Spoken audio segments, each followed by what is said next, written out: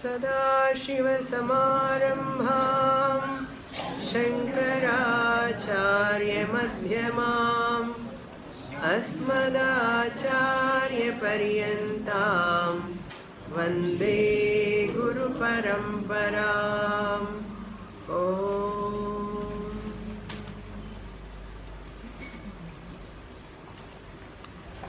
పంచదశి మూడవ అధ్యాయం పంచకోశ వివేక ప్రకరణం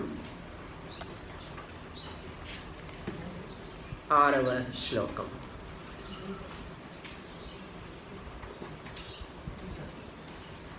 అహం తాం మమతాం దేహే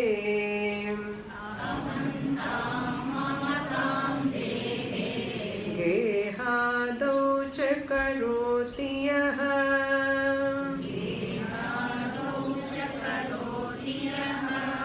కామాద్యవస్థయా భ్రాంతః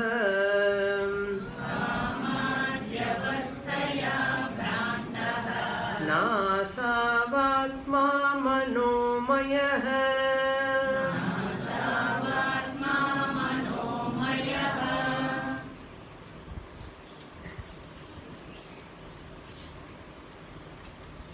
ఆత్మ అనాత్మ వివేకము అనేటటువంటి అభ్యాసం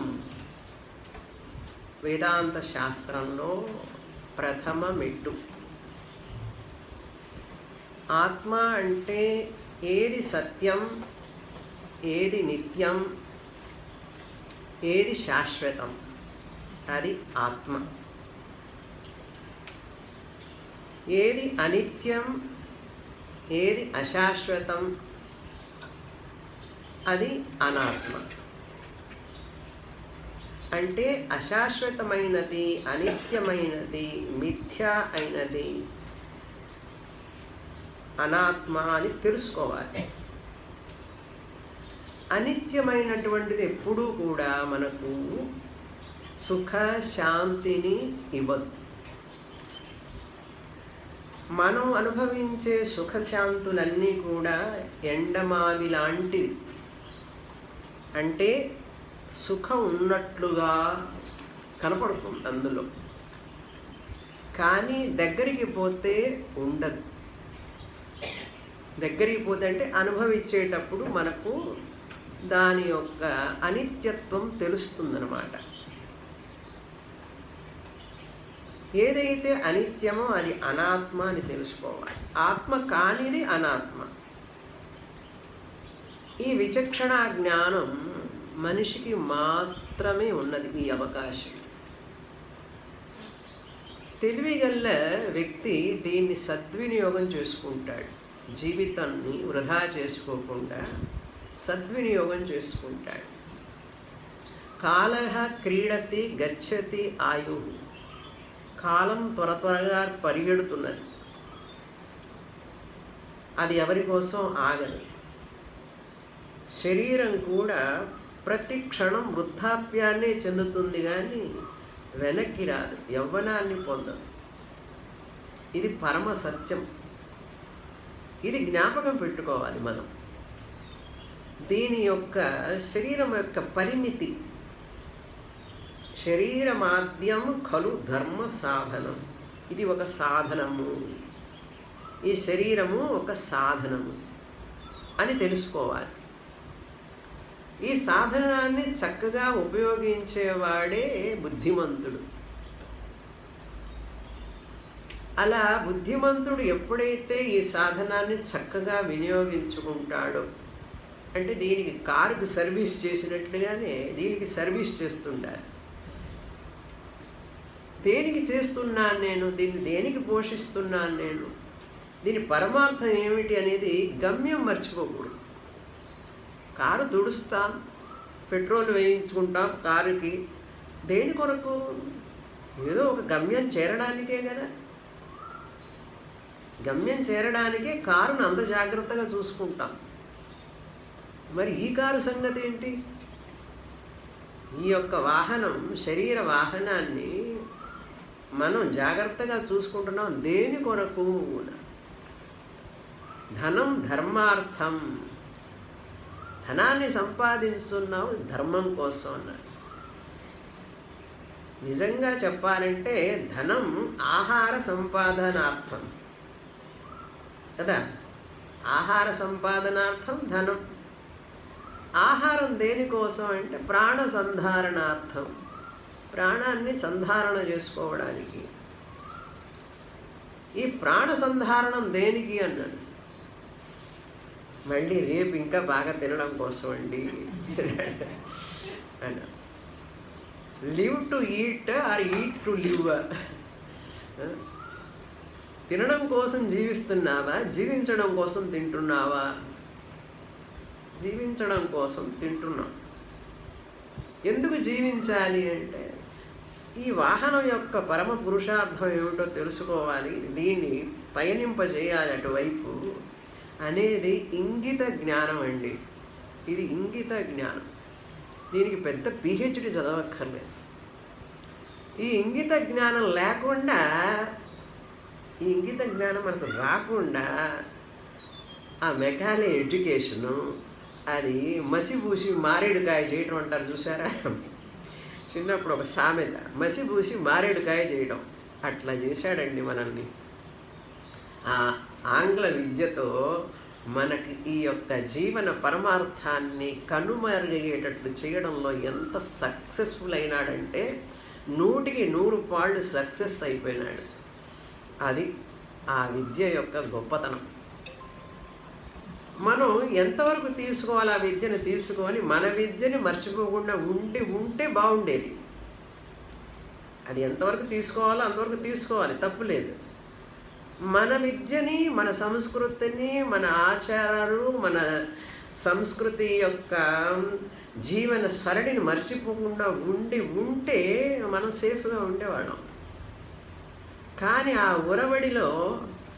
ఉరవడి ధాటికి మనం కొట్టుకుపోయినాం.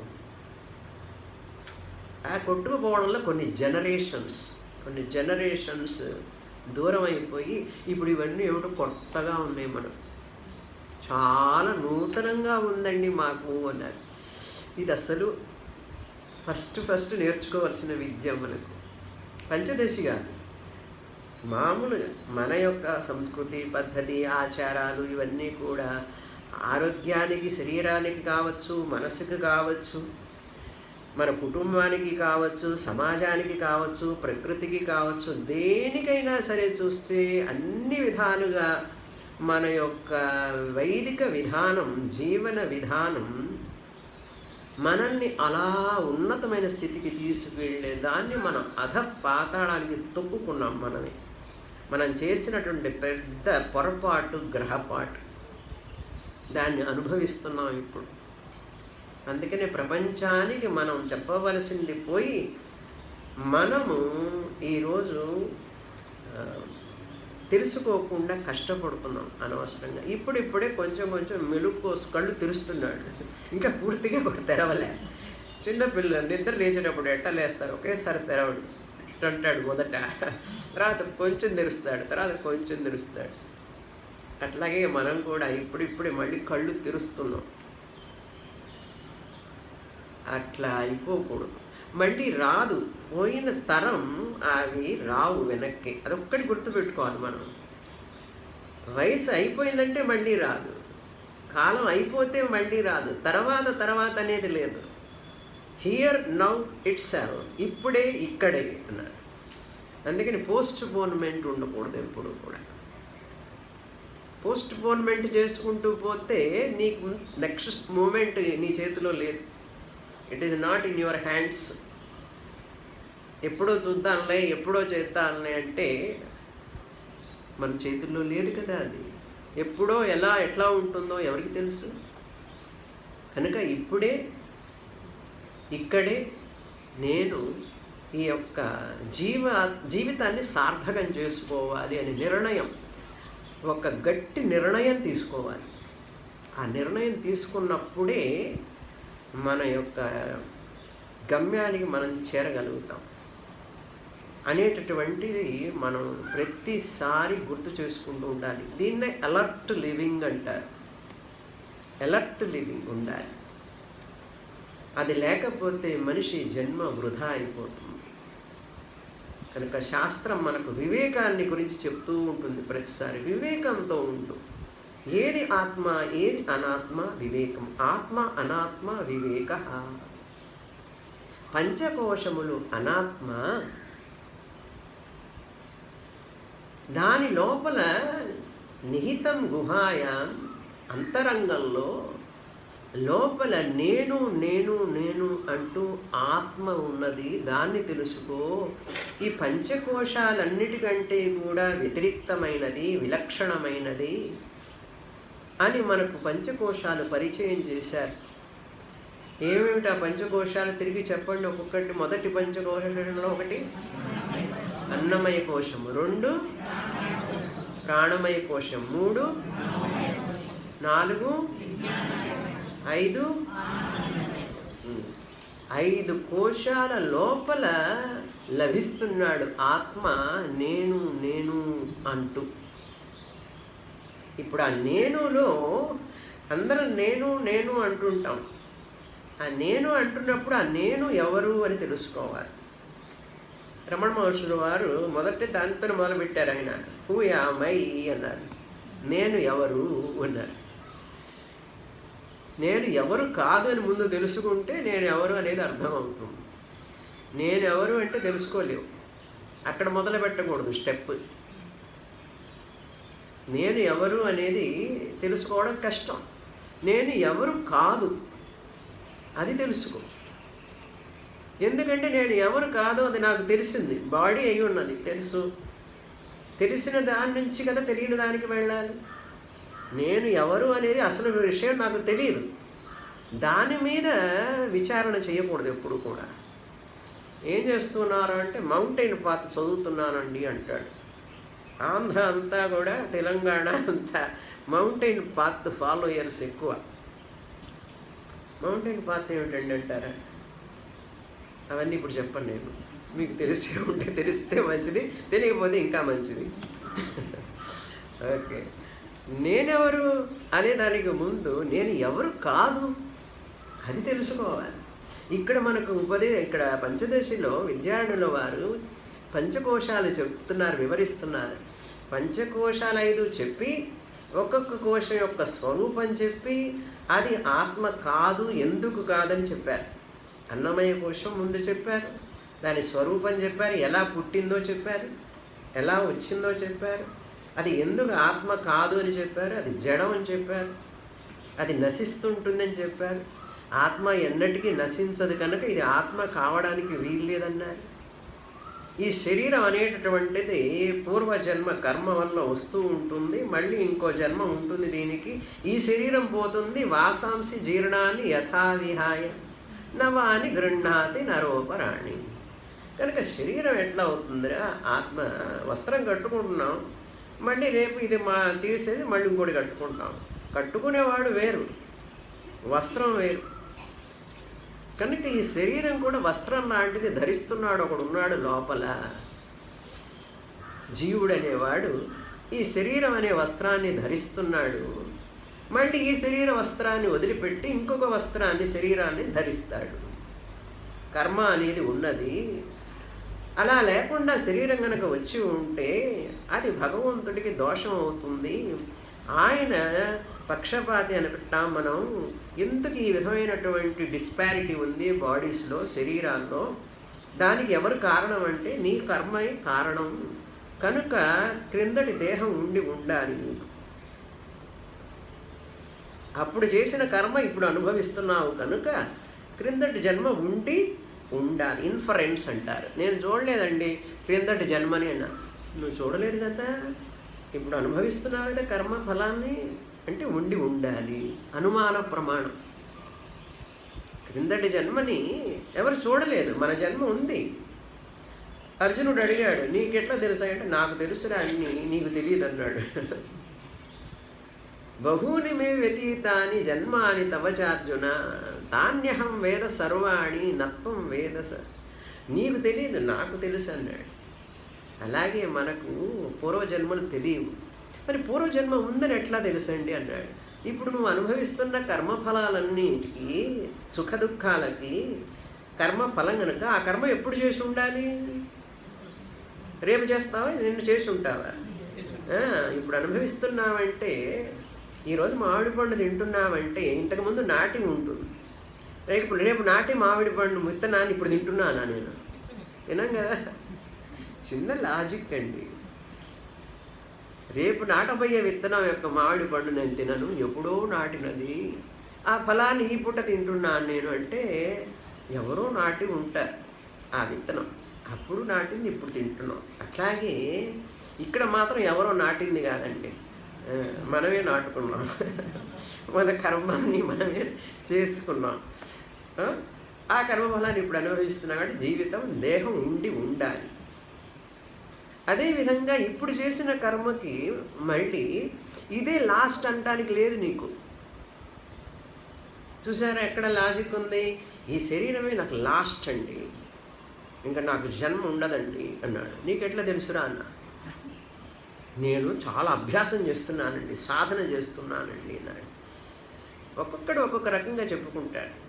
వాడు చెప్పేదే కరెక్ట్ అనుకుంటాడు. ఆ కర్మ ఇప్పుడు చేసేది దీన్ని అనుభవించడానికి నీకు నెక్స్ట్ బాడీ రెడీగా ఉంది. ఏం బాడీ అంటే నన్ను అడగవాకు. ఆ కర్మ ఈయన భగవంతుడు కూడా చెప్పలేడు. ఆ కర్మలో చూస్తాడు, ఈ కర్మలో ఏ బాడీ ఇస్తే వీడికి కరెక్ట్గా ఉంటుంది. ఈ కర్మ ఫలాన్ని అనుభవించడానికి, ఒక్కొక్క కర్మ ఫలాన్ని అనుభవించడానికి ఒక్కొక్క బాడీ సూటబుల్గా ఉంటుందండి. అన్ని అధో గతి అంతా కూడా పాపకర్మలు. అతల వితల సుతల పాతాళ తలాతల రసాతల మహాతల, ఇవన్నీ ఈ పురుగులు ఉంటాయి చూసారా, పాములు, వానపాములు, మట్టి పురుగులు, ఇవన్నీ పాపం భూమి లోపల ఎక్కడెక్కడో ఉంటాయి. అవన్నీ జీవులే. ఎందుకు అట్లా? వాటికి అన్ని కోశాలు ఉన్నాయి, ఒక కోశం కాదు, పంచకోశాలు ఉన్నాయి. మరి ఏమిటండి వాటికి ఆ గతి ఎందుకండి అంటే, ఎవరు కారణం దానికి? పాపం చేసుకుంటే ఆ జన్మలు వస్తాయని చెప్పి శాస్త్ర ప్రమాణం. ఎందుకు అని ప్రశ్న మాత్రం వేస్తాం మనం. శాస్త్రం అంటుంది కర్మ కారణం, అది కార్యం, కార్యకారణ సంబంధ. అదేవిధంగా పుణ్యకర్మ, బాగా పుణ్యం చేశాడు, యజ్ఞ యాగ తప హోమ జప దానం అన్నీ చేశాడు అనుకోండి, దేవతా శరీరం. అందరు దేవతలు కూడా జీవులే. ఆ జీవులు ఉన్నతమైన కర్మలు చేయడం వలన దేవతా శరీరాన్ని పొందుతారు. 100% పుణ్యం చేస్తే దేవతా శరీరం, 100% పాపం చేస్తే పశుపక్షాది శరీరం. ఉభాభ్యాం మిశ్రం, మనం పుణ్య పాపం మిక్సర్. అందుకని అప్పుడు కొంచెం కొంచెం సుఖం, కొంచెం కొంచెం దుఃఖం వస్తూ ఉంటుంది, కర్మఫలం.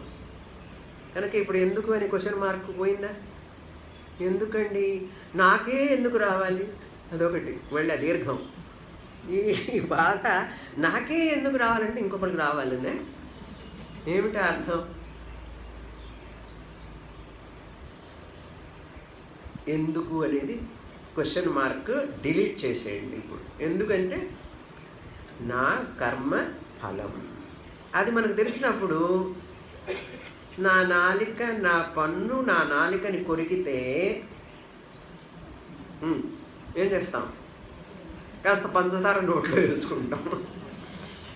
అదే ఇట్లా పట్టుకుని అబ్బా అని చెప్పి పన్నును గట్టిగా పట్టుకుంటాం, రెండు కదలవా అని పట్టుకుంటాం. ఎందుకయ్యా అంత ప్రేమ నీ పన్ను మీద? అది కొరికింది కదా, నీ నాలుకను తీసిపారేచ్చుగా డెంటిస్ట్ దగ్గరికి వెళ్ళి. లేదండి, అది నా పన్ను అండి, నా నాలుకండి. చూసారా, నాది అనేటప్పటికీ ఆ బాధ భరిస్తున్నాం. ఇది సైకాలజీ.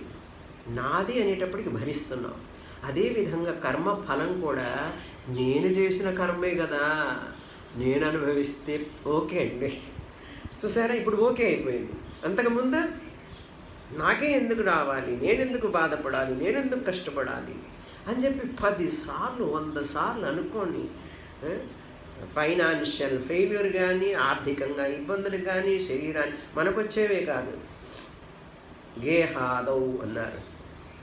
అహంకారము, తర్వాత మమకారము. గేహ అంటే ఇల్లు, ఇల్లు ఆది పదార్థు చేర్చుకోండి. ఇంకా ఏమేంటది? పిల్లి, కుక్క ఇంట్లో పెంచుకుంటుంటారు కదా. పిల్లి మీద ఎంత ప్రేమో, అమ్మో! కుక్క పిల్ల మీద ఎంత ప్రేమ. దానికి స్నానం చేయించి దానికి జాగ్రత్తలు చూసుకొని ఇంకా అదే 24 గంటలు. ఆది పదార్థ. నేను ఎందుకు చెప్తున్నానంటే ఆది పదార్థ. ఆది పదార్థ ఎక్కడండి? గేహాదౌ అన్నాడు. మమకారము నీ శరీరం మీదనే కాదు, ఈ శరీరానికి సంబంధించిన వాళ్ళందరి మీద కూడా. ఇల్లు నీకు సంబంధించినది, ఇంటి మీద మమకారం. పిల్లలు నీకు సంబంధించిన వాళ్ళు, పిల్లల మీద మమకారం. కారు నీకు సంబంధించినది, కారు మీద మమకారం.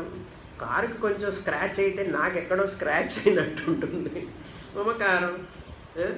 మనవడు, మనవరాళ్ళు, పిల్లలు, వాళ్ళ ఆస్తిపాస్తులు, వాళ్ళ యొక్క సమస్యలన్నీ కూడా నా సమస్యలుగానే తీసుకుంటాం. అట్లా అనమాట ఆది పదార్థ. ఆది పదార్థకి ఫుల్ స్టాపే లేదండి, వెళ్ళిపోతూనే ఉంటాయి లెక్క.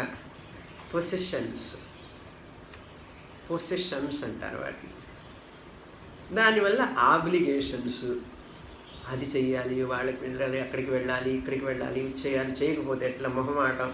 మళ్ళీ మన ఇంటికి వాళ్ళు రావాలి కాబట్టి మనం వెళ్ళాలి అక్కడికి. ఇవన్నీ కూడా ఆది పదార్థం, మమకారం.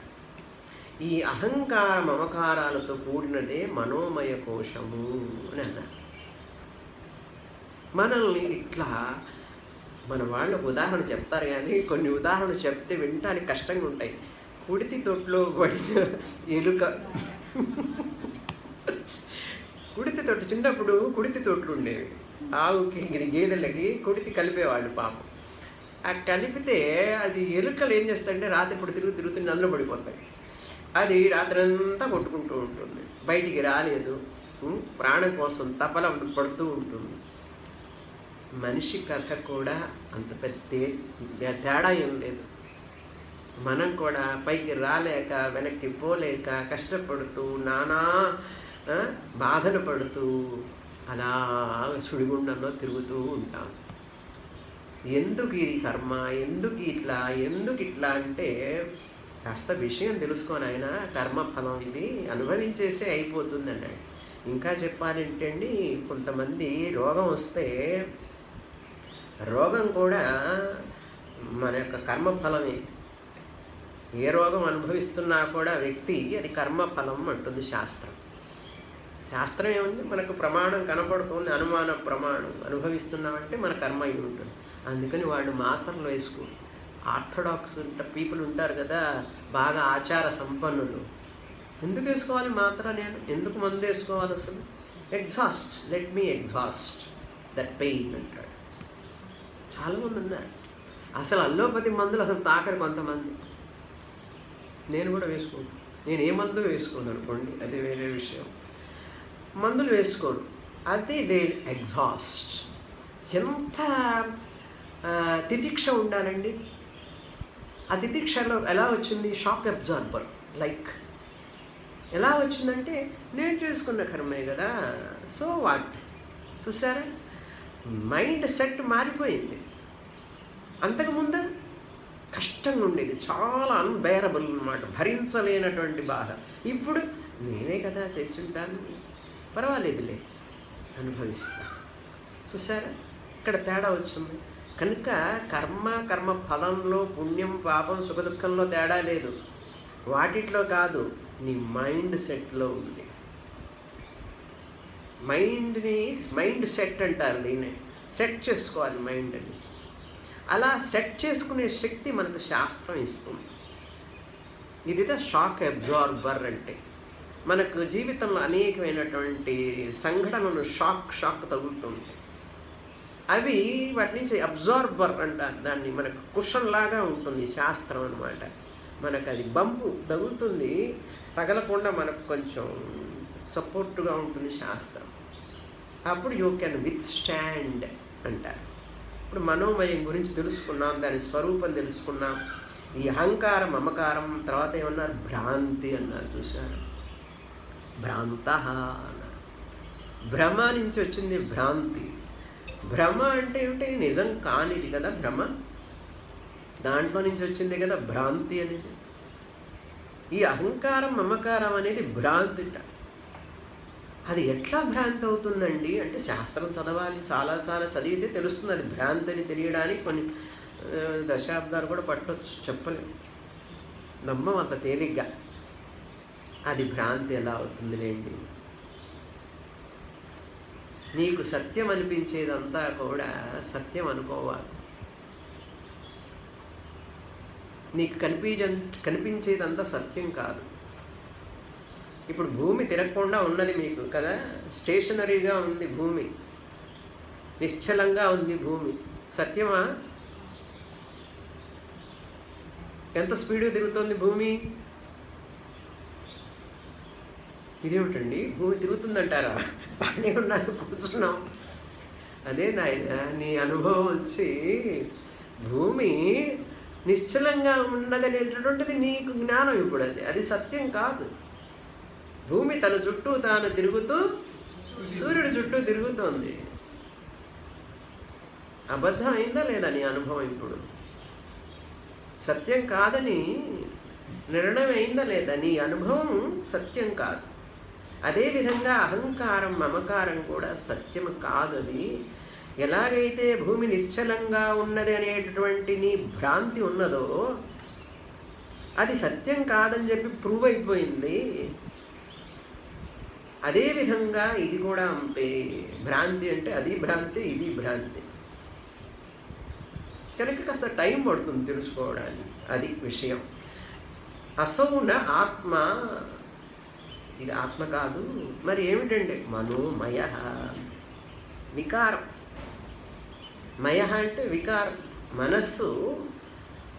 ఈ యొక్క పంచభూతాల యొక్క వికారము సత్వరజస్తమో గుణ. సత్వగుణ ప్రధానం మనస్సు, అది రజోగుణ ప్రధానము కర్మ ఇంద్రియాలు, సత్వగుణ ప్రధానం జ్ఞాన ఇంద్రియాలు. అలా అని చెప్పి మన తత్వబోధలో చూసాం.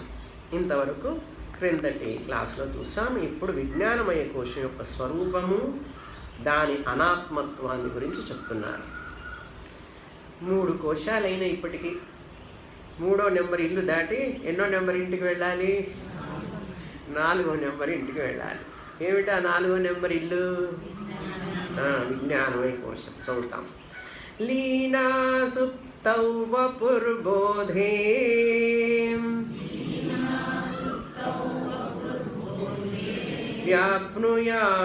వ్యాప్నుయాదానఖాగ్రగా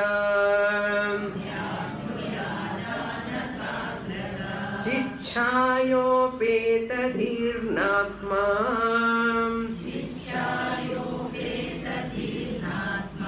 విజ్ఞానమయ శబ్దభాగ్.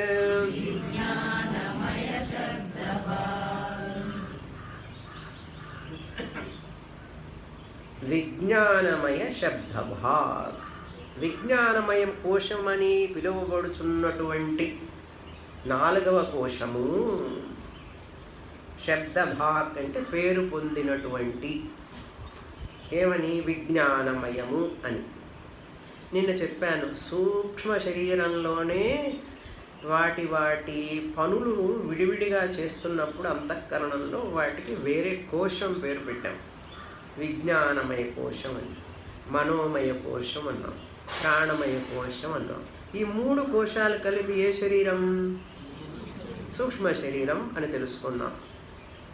ఈ సూక్ష్మ శరీరం అనేటువంటి స్థూల శరీరం కంటే లోపల మనకు తెలియదు అనమాట, ఎవరికి తెలియదు. అందుకే ఎంత భర్త నియర్ అయినప్పటికీ కూడా భార్య ఏం ఆలోచిస్తుందో భర్తకి తెలియదు, భర్త ఏం ఆలోచిస్తాడో భార్యకి తెలియదు. నేనేం ఆలోచిస్తున్నాను మీకు తెలుసా అంటుంది. ఎట్లా తెలుస్తుంది? అడుగుతారు పైగా, నేనేం ఆలోచిస్తున్నాను నీకు తెలుసా? ఎట్లా తెలుస్తుంది? తెలియదు, ఎన్ని సంవత్సరాలైనా సరే. ఎందుకంటే సూక్ష్మం కనుక. అందుకని మన ఇష్టం వచ్చినట్లు ఆలోచిస్తుంటుంది మనస్సు. కానీ ఆయన చూస్తుంటాడు, ఆయనకి తెలుసు. కానీ సృష్టికర్త, ఆయనకి తెలుసు మనం ఏం ఆలోచిస్తాము. ఇప్పుడు దీని గురించి చెప్తున్నారు. ఏమిటి యొక్క విజ్ఞానమయ కోశం అంటే చిత్ ఛాయ ఉపేత ధీహి అన్నారు. రెండవ లైన్ చూడండి. చిత్ ఛాయ అంటే చైతన్యం యొక్క ప్రతిబింబముతో. ఛాయ అంటే ప్రతిబింబము. దేని ప్రతిబింబము? చిత్ ఛాయ. చిత్ అంటే చైతన్యం. చైతన్యం బ్రహ్మ. చైతన్యం యొక్క ప్రతిబింబముతో ఉపేత ధీహి. ఉపేత అంటే కూడిన, ధీహి అంటే బుద్ధి. మనం తత్వబోధలో చూసుంటారు కదా మీరు కూడా. మనం తత్వబోధన అంటే నేను చెప్పలేదు కదా తత్వబోధ, నాకు అట్లా వస్తుంది స్టూడెంట్స్తో. తత్వబోధలో విన్నారు కదా, నిశ్చయాత్మిక బుద్ధి, సంశయాత్మిక మనః అని అంటారు కదా. కనుక నిశ్చయాత్మికమైనటువంటి బుద్ధి అని అర్థం. చిత్ ఛాయ ఉపేత ధీహి అంటే చిత్ ప్రతిబింబముతో కూడినటువంటి బుద్ధి. దీనికి విజ్ఞానమయ కోశమని పేరు. నా ఆత్మ, ఇది ఆత్మ కాదు. దానికి హేతువు చెప్తున్నారు మొదటి లైన్లో. ఎందుకు ఆత్మ కాదు అంటావా? విను. లీనా సుప్తౌ, ఇది నిద్రలో లయిస్తుంది. లీనా అంటే నిద్రలో లయించిపోతుంది. ఈ బుద్ధి పనిచేయదు. ఎక్కడ పడుకున్నామో తెలియదు. రాత్రి నిద్రలో మన ఊళ్ళో ఉన్నామా అనేకంటే గురుకులంలో ఉన్నామా ఎక్కడ తెలుస్తుంది? నిద్రపోయేటప్పుడు తెలిస్తే అది జాగ్రత్త అవస్థ అవుతుంది కదా, అది నిద్ర అవస్థ కాదు. గాఢ నిద్రలో మనం ఎక్కడ పడుకున్నాము ఏమిటని ఏమీ తెలియదు. Thank God. తెలియకపోవడం మంచిది. అక్కడన్నా కాస్త విశ్రాంతిగా నిద్రపోతాం ఏమి తెలియకుండా.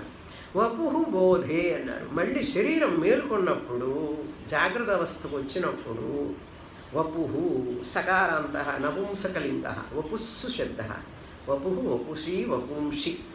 వపుహు అంటే శరీరం. ఈ శరీరము మళ్ళీ బోధే అంటే మేలుకున్నప్పుడు ఉదయాన్నే జాగ్రత్త అవస్థ అంటాం కదా. బోధే వ్యాప్నుయాత్ ఆనఖాగ్రగాన్. మళ్ళీ కాలి వేలు నుంచి, ఆనఖాగ్రం అంటే కాలి బొటన వేలు నుంచి తలదాకా వ్యాపిస్తుందిట ఈ చిత్ ప్రతిబింబంతో కూడినటువంటి బుద్ధి.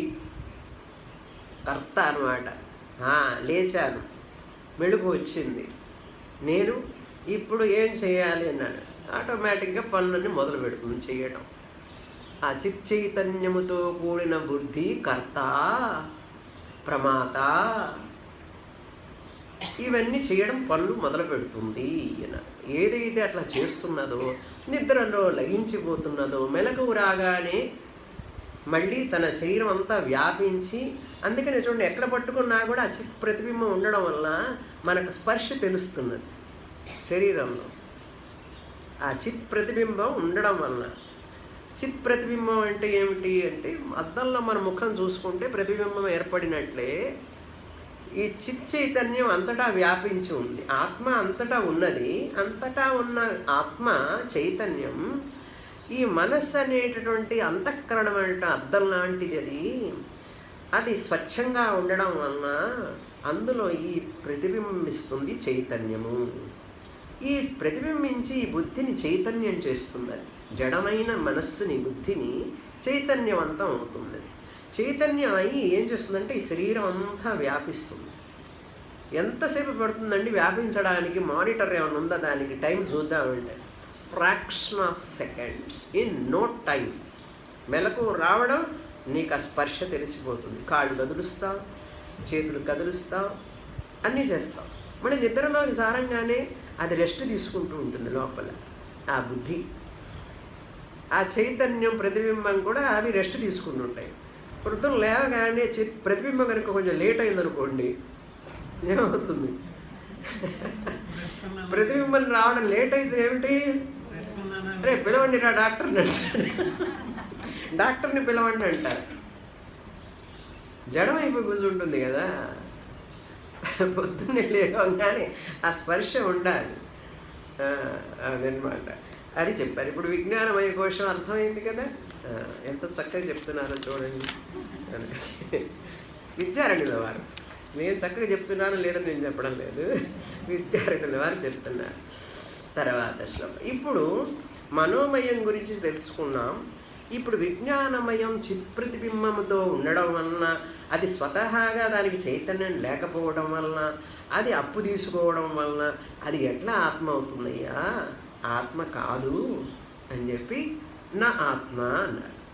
అన్న తర్వాత ఇప్పుడు ఈ మనస్సుకి బుద్ధికి ఏమిటండి తేడా? ఏదన్నా తేడా ఉన్నదా అంటే ఉన్నది. మనస్సు కారణం ఇంద్రియంగా పనిచేస్తుంది. ఇంద్రియం అంటే మన ఇంద్రియాలకి బయటికి వెళ్ళడానికి మనస్సు పనిచేస్తూ ఉంటుంది. బుద్ధి వెనకాల కూర్చొని నిశ్చయం చేస్తూ ఉంటుంది. కనుక కర్త కారణంగా పనిచేసుకుంటుంటాయి ఇద్దరు, బుద్ధి మనస్సు. ఇది కంటికి కనపడవు అసలు, అందుకని తెలుసుకోవడం కొంచెం సూక్ష్మ విషయం కనుక వింటూ ఉంటే మనకు అర్థమైపోతుంది. ఇది చూడండి, శ్లోకం చదువుతాం. 8వ శ్లోకం. కర్తృత్వకరణత్వాభ్యాం విక్రియేతాంతరింద్రియం విజ్ఞానమనసి అంతః బహిశ్చైతే పరస్పరం. ఏతే ఈ రెండు, ఏ రెండు?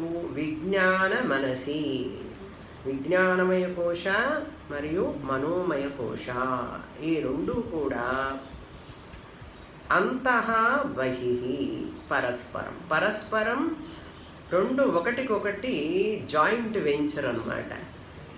ఇద్దరు కలిసి పనిచేసుకోవాలి, లేకపోతే కష్టం. బుద్ధి మనస్సు రెండు కూడా అంతః బహిః.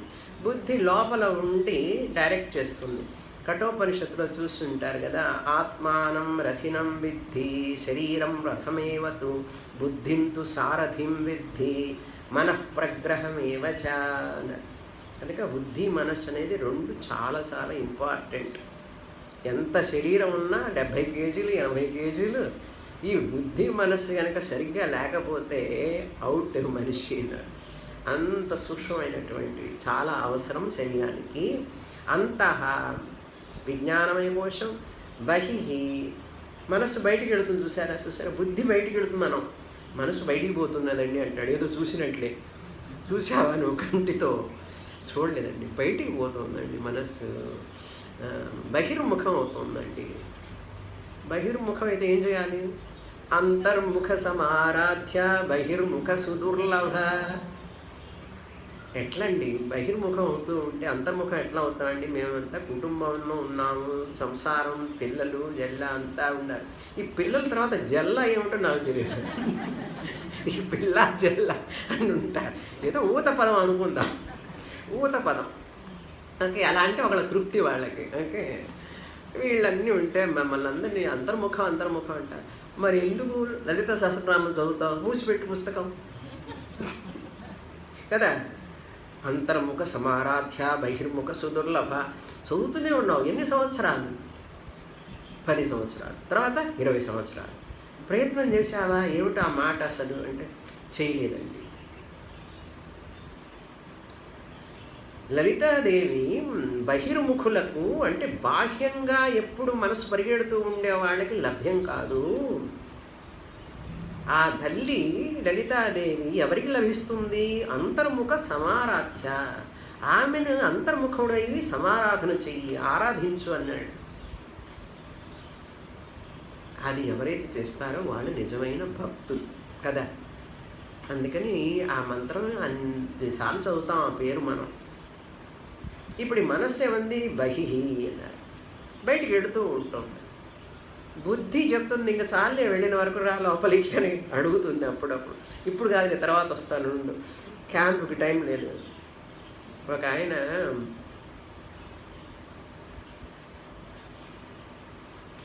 ఇప్పుడు వద్దులేండి, ఆ సంగతి చెప్పను, కానీ బాధపడతారు. ఇక్కడ ఎవరు లేరులేండి, మీ సంగతి కాదు చెప్తా. ఇంట్లో ఎవరు లేరండి. పెద్ద ఇల్లు తాళం వేసి రావాలంటే కష్టం, అందుకల్లా క్యాంప్కి రావట్లేదండి అంటాడు. గేహే మమకారం చెప్పాను కదా.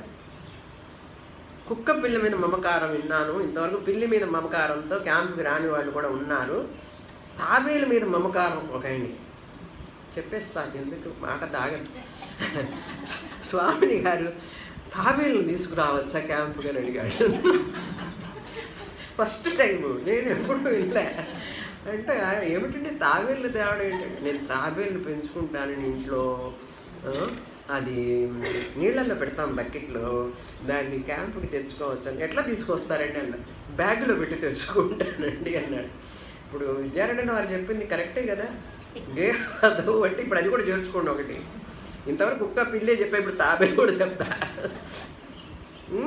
లేదండి ఆశ్రమంలో ఎలా చేయరు అట్లా అని చెప్పాను. నాకు తెలుసు ఎలా చేయరని. ఇంకా నేనేమైనా అడిగి చూస్తానేమో, ఆయన నన్ను ఇచ్చేస్తారంటే అడిగి చూడండి ఆఫీసులో, వాళ్ళు ఒప్పుకుంటే నేను వస్తానంటే. ఈవేళ ఒక ఆయన తాబేలు తెస్తాడు, రేపు ఒక ఆయన పిల్లిని తెచ్చుకుంటానంటాడు, ఇంకొక ఆయన కుక్క పిల్లని తెచ్చుకుంటానంటాడు. మరి అందరికీ అసలు చెప్పాల్సి వస్తుంది కదా. అప్పుడు ఇంకేమవుతుంది, ఇది సాధనా క్యాంపా ఏమన్నానా? ఇంకా చెప్పాలంటే నాకు ఫలానా ఆవిడతోనే రూమ్ కావాలండి, నేను ఆవిడ మాత్రం కలిసి ఉంటామంటే సాధనా క్యాంపా? నాకు అది మమకారం, ఆది పదార్థం అది కూడా చేర్చుకోండి. ఆయన ఉంటేనే నేను ఉంటాను, ఇంకొకరితో ఉండలేరు. మళ్ళీ సాధనా క్యాంప్ అంటే అపాయింట్మెంట్ విత్ యువర్ సెల్ఫ్. నువ్వు నీతోనే ఉండాలి క్యాంప్ అంటే, ఇంకెవరితో ఉండకూడదు. ఇద్దరు కలిసిపోతారు. ఒక్కడు నడిచి చూడండి ఎవరన్నా, ఇద్దరు జట్టుగా పెడతారు, లేదా ముగ్గురుగా పెడతారు. Cannot face your self. నిన్ను నువ్వు appointment with your self is called life. Correct. ఇక్కడ అవకాశం నీకు, ఇక్కడ అవసరం లేదు. అక్కడికి పోతే ఎట్టగా జంజాటం పట్టుకొని పీగుతుంటారు, నువ్వు ఒంటరిగా ఉండాలన్నా ఉండలేవు. ఇక్కడ అవకాశం, నీకు జంజాటం లేదు. హాయిగా ఒంటరిగా చెట్లు పూలు చూస్తూ ఆనందించవచ్చు కదా. వాడు అబ్బాయి అమ్మాయి అక్కడికి విషయాలు మాట్లాడుకుంటారు, ఇక్కడ కూడా క్యాంపుల్లో కూడా. అందుకని రూములు కూడా నేను కావాలని చెప్పి, అంటే విడివిడిగా ఉండే రూములు, కలిసి ఉండేటప్పుడు భార్యాభర్తలు అయితే ఓకే, ఎక్కడ ఇస్తే అక్కడ ఉండడానికి తయారుగా ఉండాలి రూము. అది క్యాంప్ అంటే. సాధన శిబిరం అంటాం అసలు యాక్చువల్గా. నీ రిట్రీట్ అని ఈసారి పెట్టాం కానీ పేరు, ఎప్పుడు అది సాధన శిబిరం, సాధన చేయడానికి వచ్చే శిబిరం కనుక. లేకపోతే మనకి మమకారాలు పెరుగుతాయి, కర్తృత్వం పెరుగుతుంది. నేను చేస్తున్నాను సాధన, నేను చేస్తున్నాను అంటే కర్తృత్వం. ఈ కర్తృత్వం బుద్ధి. కరణం ఏం చేస్తుంది? అంతఃకరణం అన్నారు, మనస్సుని అంతఃకరణం అన్నారు. జ్ఞాన ఇంద్రియాలు, కర్మ ఇంద్రియాలు బాహ్యకరణం, exit gates and entry gates. కర్మ ఇంద్రియాలేమో ఎగ్జిట్ గేట్స్, బయటికి పనులు చేస్తుంటాయి. జ్ఞాన ఇంద్రియాలు, చక్షువు, శ్రోత్రం, ఇవన్నీ కూడా, స్పర్శ, ఇవన్నీ కూడా జ్ఞాన ఇంద్రియాలు ఎంట్రీ గేట్స్. జ్ఞానం లోపలికి వెళుతూ ఉంటుంది, కర్మను బయటికి చేస్తూ ఉంటాయి. కర్మ ఇంద్రియాలు అయితే ఎగ్జిట్ గేట్స్, జ్ఞాన ఇంద్రియాలు అయితే ఎంట్రీ గేట్స్. మనస్సు వాటి ద్వారా బయటికి వెళుతుంది, వాటి ద్వారా లోపలికి వస్తుంటుంది, వచ్చి రిపోర్ట్ ఇస్తుంది బుద్ధికి. ఫలానా చూసి వచ్చాను ఈవేళ, ఫలానా ఎంత ఇన్ఫర్మేషన్ ఇస్తుంది. ఇది మంచిది కాదు, ఇది మంచిది, ఇది మంచిది కాదు, ఇది మంచిది అని చెప్తుంటుంది బుద్ధి. నిశ్చయాత్మిక బుద్ధి. నువ్వు ఎప్పుడు ఇట్లాగే చెప్తావులే అంటుంటుంది మనస్సు. పిల్లలు కూడా అంటుంటారు కదా, అమ్మ నాన్న ఏదైనా చెప్తే వద్దులే అమ్మ, నువ్వు ఎప్పుడు ఇట్లాగే నీతులు చెప్తుంటావు నాకు అనుకుంటారు. అట్లాగే ఈ మనస్సు కూడా ఒప్పుకోదు బుద్ధి చెప్పేది. బుద్ధి ఎప్పుడు న్యాయంగా ఉంటుందండి, అది తప్పు చేయదు బుద్ధి. బుద్ధికి తెలుసు తప్పు చేసిన ఇది తప్పు అని చెప్తుంది, ఇది రైట్ అని చెప్తుంది. అందుకని బుద్ధి ఎప్పుడు కూడా ఆనెస్ట్. మనస్సుకి వక్రం, అది సరిగ్గా సంకల్ప వికల్పాత్మకం. ఒక వెనకటి రోజుల్లో గడియారం ఉండేది ఇంట్లో, చూసారా? పెండులో ఉంటుంది, అది ఆడుతూ ఉంటుంది మధ్యలో. అట్లాగే ఈ మనస్సు కూడా అటు ఇటు సంకల్ప వికల్పాత్మకంగా ఉంటుంది. కానీ బుద్ధి అంతః కర్త అన్నారు. మనస్సు కరణం. చూడండి మొదటి లైన్, కర్తృత్వ కరణత్వాభ్యాం. మనస్సు అనేటువంటిది కరణం, బుద్ధి అనేటటువంటిది కర్త, కర్తృత్వ అండ్ కరణత్వ.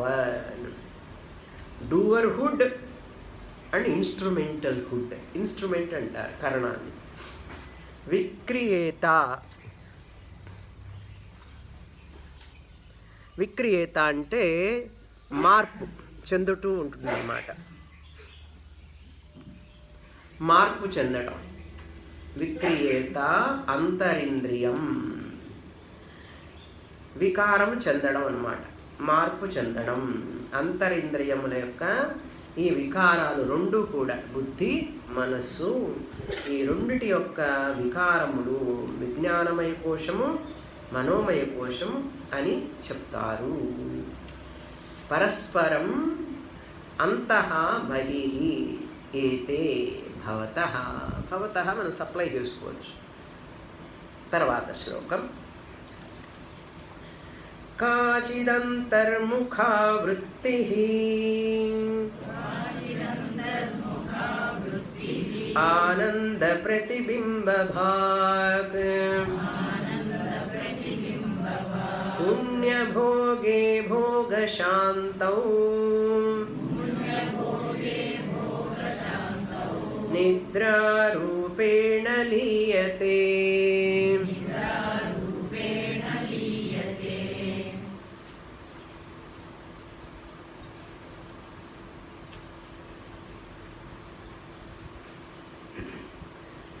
తర్వాత ఆనందమయ కోశం.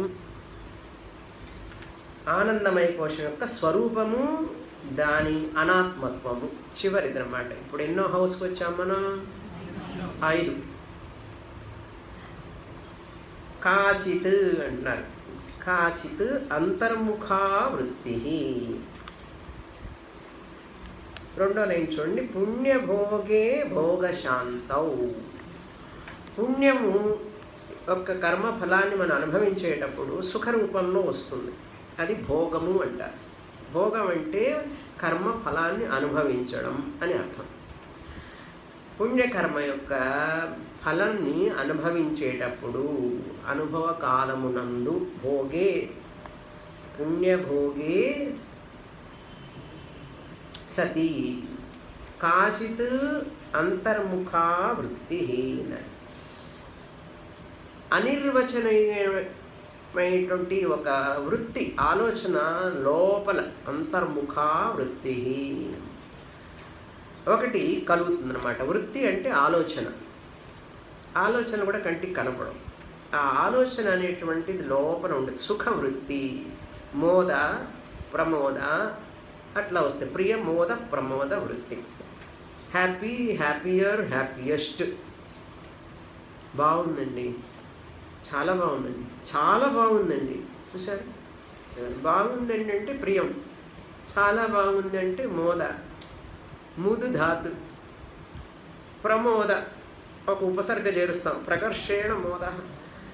ఇంకా బాగుందండి, చాలా బాగుందండి అంటే అది ప్రమోద.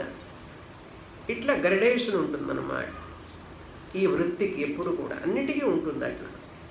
ఆశ్రమం ఎంత బాగుందో, చాలా బాగుంది ప్రమోద. అసలు నడవడమే కష్టంగా ఉందండి. మరి అందుకని దుఃఖం చెప్పాను కదా, మనుష్య జన్మ అంటేనే పుణ్య పాప మిశ్రితం, సుఖ దుఃఖ మిశ్రితం. చాలా బాగుందండి, కానీ ఆ కానీ బట్టులు ఉన్నాయి కదా, వదిలిపెట్టాం మనం. కానీ నడవడమే కొంచెం కష్టంగా ఉందండి అన్నారు. అట్లా ఉంటుంది. ఇటువంటిది ఆనంద ప్రతిబింబ భాగ్. ఇది ప్రతిబింబ ఆనందము అంటారు. మనం సుఖాన్ని అనుభవించేటప్పుడు వేడి వేడి ఉప్మా తిని వచ్చి కూర్చుంటే క్లాసులో నిద్ర వస్తుంది కదా, ఆ నిద్రలో ఆ వృత్తి సుఖ వృత్తి. నేను చెప్పలేదండి, విచారణలో చెప్తున్నారు. మరి వేడి వేడి ఉప్మా తిని వస్తే నిద్ర వచ్చేస్తుంది, హాయిగా ఉంటుంది, జమ్ముగా. ఏమిటి ఆనందం అంటే ప్రతిబింబానందం అన్నారు. ఆనంద స్వరూపం వేరండి. స్వరూప ఆనంద, ఆత్మానంద. ఆ ఆనందం యొక్క లేశం అన్నమాట. లేశం అంటే ఏమిటి? కొంచెం అది ప్రతిబింబిస్తుంది. ప్రతిబింబ ఆనందం అంటారు. అనుభవ ఆనందం. బాగా నిద్రపోయినానండి, అస్సలు ఏం తెలియలేదండి రాత్రి. ఇక్కడ కామ్గా ఉంటుంది కదా, బాగా నిద్ర పడుతుంది. మన ఇళ్ళ దగ్గర ఏం కామ్ పడుతుంది, అంతా అందరూ ఒకటే సౌండ్లు, టీవీలు, కార్లు, బస్సులు ఒరే చెప్తారు. ఇక్కడ హాయిగా నిద్రపోతుంది. మళ్ళీ ఇంటికి వెళ్ళాలంటే వంట చేసుకోవాలి, ఇక్కడే ఉంటాం స్వామీజీని కొంతమంది అడుగుతున్నారు, నెక్స్ట్ క్యాంప్ కూడా ఉంటామండి అంటే ఉండండి అన్న, అయితే డబ్బులు కట్టాలి. ఊరికి ఎవరు పెడతానండి, ఎక్కడి నుంచి వస్తాయి డబ్బులు? డబ్బులు కట్టి ఆశ్రమంలో హాయిగా ఉండండి. ఇంకొక వారం ఉండాలనుకుంటే ఇప్పుడే ఆలోచించుకోండి, టికెట్ మళ్ళీ బుక్ చేసుకోవచ్చు 15వ తారీఖుకి 16 చెప్తున్నా. ఎందుకంటే ఆనంద ప్రతిబింబ ఆనంద బుక్ అన్నారు. బుక్ అంటే ఏ బుక్కో కాదు, ఇక్కడ అనుభవించేవాడు అని అర్థం. బుక్ అంటే అనుభవించేవాడు. ఆనంద ప్రతిబింబ అన్నారు, చూసారా? ప్రతిబింబ ఆనందం, బింబ ఆనందం కాదని. ప్రతిబింబ ముఖంలాగే అద్దంలో ఇది కూడా ప్రతిబింబ ఆనందం.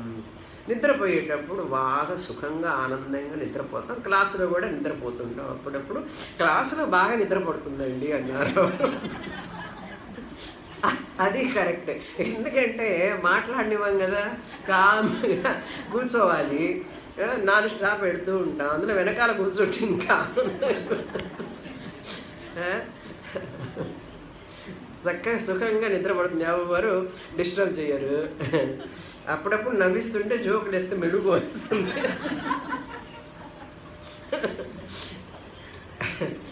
ఒక్కొక్కడికి రామాయణం కథలు వినేటప్పుడు కూడా నిద్ర వస్తుంది, అవి వింటేటప్పుడు నిద్ర వస్తుంది, వేదాంతం అయినప్పుడు ఇంకా బాగా వస్తుంది. అందుకని నిద్ర అడిగిందిట, ఎక్కడికి వెళ్ళమంటావు నన్ను అని అడిగితే, నువ్వు అక్కడికి వెళ్ళు, వేదాంతం చెప్తున్నారు స్వామిని గారు, అక్కడికి వెళ్ళాను. నిద్ర వచ్చేస్తుంది. నిద్రపోతే మంచిదండి. నేను అందుకే నిద్రపోయేవాడని లేపనివ్వను ఎప్పుడు కూడా. శవాసనం వేసేటప్పుడు మరీ నిద్రపోతారు. నిద్రపోయితే మరి నాడు లేపవాకరంటే వీడి పక్కవాడికి అసూయ, వాడికి నిద్ర పట్టిందని వాడిని లేపుతాడు ముందుగానే. నువ్వు లేచి కూర్చోవచ్చుగా, వాడిని ఎందుకు లేపుతావు? వాడు ఆనందంగా నిద్రపోతున్నాడు. ఎంత అదృష్టం అండి నిద్ర పట్టడం అంటే. అంత తేలిగ్గా వస్తుంది, అది పుణ్యం చేసుకోవాలి దానికి కూడా, అది వేరే విషయం. సరే, ఆనంద స్వరూపం ఆనందం కాదు, స్వరూప ఆనందం యొక్క ప్రతిబింబ ఆనందాన్ని అనుభవిస్తాడు. ఎట్లా తెలుసు అంటే, బాగా నిద్రపోయినానండి, ఏమీ తెలియదు, అహం సుఖమస్వాప్సం నకించిద్ అవేదిషం, నాకేమీ తెలియదు, బాగా నిద్రపోయినాను. నువ్వెక్కడ తెలుసుకున్నావు? నీకు కర్మ ఇంద్రియాలు పనిచేయట్లేదు, మనస్సు పనిచేయడం లేదు. అక్కడ ఎలా తెలిసింది అంటే, కారణ శరీర వృత్తి ఉన్నది అందులో. ఆ కారణ శరీర వృత్తి అది రిజిస్టర్ చేసుకొని పొద్దున లేవగానే, రే మరి నిద్రపోయినా తెలుసా నీకు? వాడికి అసలే అసూయ, వీడు పెట్టి నిద్రపోతుంటాడు పక్కన, వాడికి నిద్ర పట్టకుండా చేస్తాడు పక్క వాడికి. పైగా చెప్తాడు, నేను బాగా నిద్రపోయినానంటాడు. అసలే వాడికి నిద్ర పట్టక వాడు కష్టపడుతుంటే వాడికి నువ్వు బాగా నిద్రపోయినానని చెప్తావు. ఏమిటంటే అదే చెప్తున్నారు ఇక్కడ, ఆనంద ప్రతిబింబ భాకన, అది ప్రతిబింబ ఆనందము, ఆనందమయ కోశం అన్నారు. ఆనంద ఆత్మ అంటే అది స్వరూపానందం. ఆనందమయ అన్నామంటే ప్రతిబింబ ఆనందం, అనుభవానందం, కోశానందం, అనిత్య ఆనందం, దానికి అన్ని పేర్లు ఉన్నాయి. పొద్దున్న లేవగానే మండిపోతుంది కదా ఆనందం. లేవగానే అయ్యో ఏం వండాలి ఈరోజు, కూరలు ఏం చేయాలి, అదేం చేయాలి, ఇదేం చేయాలి, అవన్నీ సమస్యలు ఆలోచించాలి. తర్వాత శ్లోకం, ఇంత మధ్య మధ్యలో నవ్విస్తున్నారు, అసలు అర్థం గుర్తున్నది కదా. మధ్య మధ్యలో నవ్విస్తూ జోకులు చెప్తే అసలు అర్థం మర్చిపోకూడదు. అప్పుడప్పుడు నిద్ర లేపడానికి ఇవన్నీ చేస్తుంటా. చూడండి, కాచిత్ అంతర్ముఖ వృత్తి, లోపల ఉంటుంది ఆ వృత్తి, ఆనంద వృత్తి. ఆ ఆనంద వృత్తి అనేటువంటిది ఎందుకంటే మెలకువతో ఉన్నప్పుడు అది దుఃఖంతో కూడి ఉంటుంది, సమస్యలతో కూడి ఉంటుంది. ఆనందం ఉంటుంది కానీ ఆ వృత్తి కొంచెం దుఃఖ మిశ్రితమై ఉంటుంది. కానీ నిద్రలో అది ఆనంద వృత్తి దుఃఖం లేకుండా ఉంటుంది. అది ప్రతిబింబ ఆనందం అయినప్పటికీ కూడా అది దుఃఖం లేనటువంటి ఆనందం. అందుకని దాన్ని చెప్పి ఆనందమయ కోశం అన్నారు అక్కడ. నిద్రారూపేణ లీయతే భోగ అంతౌ, ఆ భోగం జాగ్రత్త అవస్థలో అనుభవించిన తర్వాత భోగ అంతౌ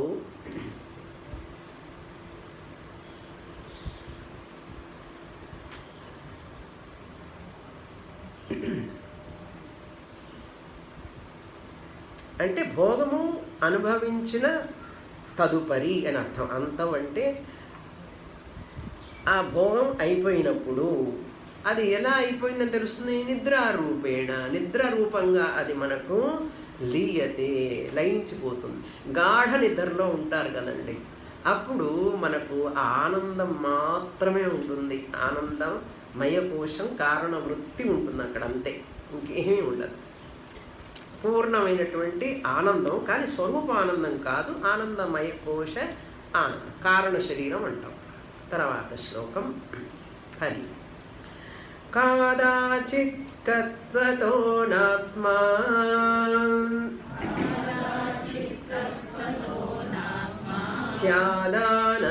స్యాదానందమయోప్యయం బింబభూతో య ఆనందః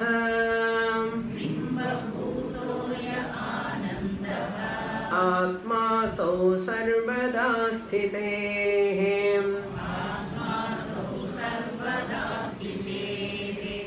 కాదాచిత్ కత్తతః అనేది ముఖ్యం ఇక్కడ. అప్పుడప్పుడు వస్తుంది ఆనందం, ఎప్పుడు ఉండదు, ఇది పోతుంది మళ్ళీ. ఈ ఆనందమయ కోశ ఆనందం ఉంది, కోశ ఆనందం ఉంది చూసారా, అది వస్తూ ఉంటుంది పోతుంది, ఆయారాం గయారాం, వస్తూ ఉంటుంది పోతుంది. మనకి ఏ ఆనందం కావాలి? నిత్యానందం కావాలా? నీకు అనిత్య ఆనందం కావాలంటే ఎవరైనా అనిత్య ఆనందం కావాలని చెయ్యొద్దుతారా? ఎవరికి వద్దు. అందరికీ శాశ్వత ఆనందం కావాలి, నిత్య శాంతి కావాలి, నిత్య ఆనందం కావాలి అంటాం, కోరుకుంటాం. కానీ అది ఎట్లా లభిస్తుంది? దానికి ప్రయత్నం చేయాలి కదా. కనుక ఇక్కడ కాదాచిత్కత్వః అంటే అప్పుడప్పుడు వస్తూ పోతూ ఉంటుంది. మంచి ఆహారం లభించినప్పుడు ఆనందం వస్తుంది, మళ్ళీ కాస్త ఆకలి ఏదైనా లభించకపోతే, ఫుడ్ లేట్ అయితే మళ్ళీ దుఃఖం. అట్లా ప్రతి ఒక్క అనుభవం కూడా కాసేపు ఉంటుంది, కాసేపు పోతుంది. మళ్ళీ సాయంత్రం ఎట్లా ఉంటుంది? పొద్దున బాగానే ఉన్నాడు, ఓకే, మధ్యాహ్నం ఓకే, సాయంత్రం అప్ప సమస్య అండి, కష్టం అండి, ప్రాబ్లం అండి అంటాడు. కనుక ఈ ఆనందం అనేది టెంపరీ. కాదాచిత్కత్వతః అంటే అప్పుడప్పుడు ఉండేదే కనుక ఆనందమయుడు కూడా, ఈ ఆనందమయ కోశంలో ఉన్న ఆనందం కూడా ఆత్మ కాదు. ఎందుకంటే అప్పుడప్పుడు ఉండేదే కదా, ఆత్మ ఎప్పుడూ ఉండాలి కదా, ఆనంద స్వరూపం కదా. మరి ఆనంద స్వరూపం ఎప్పుడు ఉండేదైతే ఇది వస్తూ పోతున్నది కాబట్టి ఇది ఎట్లా ఆనందం ఆత్మ అవుతుంది? కనుక ఆనందమయుడు కూడా అది ఆత్మ కాదు. చాలామంది స్వామీజీ పరమార్థానంద గారు అంటుంటారు ఇప్పుడు మెంటల్ లిబరేషన్ అని. మెంటల్ లిబరేషన్ అంటే కాస్త వేదాంతానికి వచ్చిన తర్వాత చాలా బాగుందండి, ఐఎమ్ వెరీ హ్యాపీ నౌ అంటారు. మైండ్ బాగా ఆనందాన్ని అనుభవిస్తుంటుంది. శాస్త్రానికి వచ్చినప్పుడు చాలా ప్రశాంతంగా ఉంటుంది, వెనకటి అంత తొందర ఆర్భాటం అట్లాంటివన్నీ ఉండవు, ప్రశాంతంగా ఉంటుంది మనస్సు సహజంగా. చాలామంది అదే మోక్షం అనుకుంటుంటారు. అది కాదు మోక్షం, అది మెంటల్ లిబరేషను. మెంటల్ లిబరేషన్ అంటే ఇంక తప్పుగా చెప్పుకోకూడదు, మెంటల్ అని అది కాదు. మెంటల్ ఇక్కడ మానసికమైనటువంటి ఒక శాంతి లభిస్తుంది, దాన్ని చూసుకొని అది మోక్షం అనుకోకూడదు మనం. ఇంక ఇదే మోక్షం అనుకుంటారు చాలామంది, అక్కడితో ఆపేస్తారు శాస్త్రం చదవడం. ఇప్పుడు మేము బాగానే ఉన్నామండి, అంత సెట్ రైట్ అండి, మైండ్ సో పీస్ఫుల్. ఎందుకంటే ధ్యానం చేస్తూ ఉంటారు, జపం చేస్తూ ఉంటారు, శాస్త్రం వింటూ ఉంటారు, హాయిగా ఉంది, ఇంకేంటి చదివేది? ఇంకా అహం బ్రహ్మాస్మి, మహావాక్యము, భాగత్యాగ లక్షణం ఇవన్నీ ఎందుకండి మాకు వస్తుందండి అంటారు. ముక్తి అంటే మెంటల్ లిబరేషన్ కాదురా ముక్తి, అది ఊరికే టెంపరీ అన్నారు. అది టెంపరీ. చాలామంది టెంపరీలోనే అదే ఆనందం ఇంకా చాలా అనుకుంటుంటారు వాళ్ళు. కాదాచిత్కత్వతః అన్నారు. ఆనందమయ కోశ ఆనందం అది. ఆ ఆనందం శాశ్వతం కాదు. ఆనందమయ అపి అయం, ఇది ఆనందమయ ఆనందం అయం న ఆత్మ. ఎందుకంటే నిజమైన ఆత్మ బింబభూత, అది బింబాత్మ. యహ ఆనంద బింబానంద. బింబానంద అంటే ఒరిజినల్ ఫేస్ లాగా అనమాట.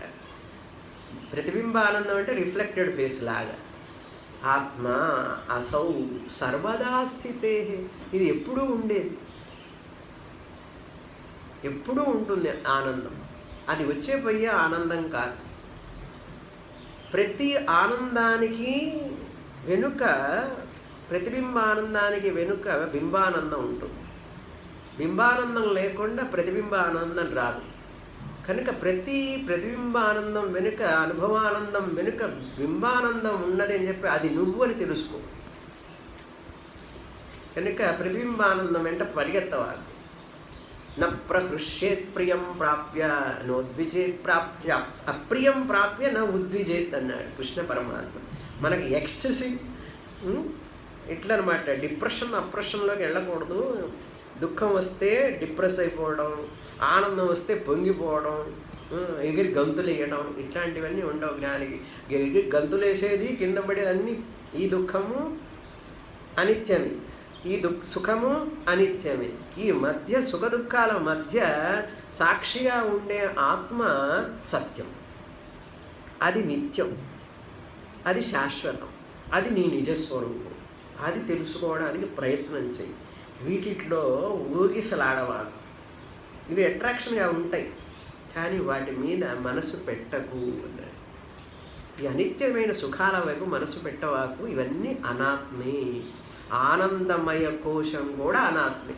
దానికి కూడా బానిస కావద్దు. వంటప్పుడు ఒక్కొక్కసారి బాగా చేస్తుంటారు, చాలా రుచిగా ఉంటాయి. ఊరికి ఆహా ఓహో అనద్దు. 10 సార్లు దాని గురించి చెప్పుకోను అవసరం లేదు.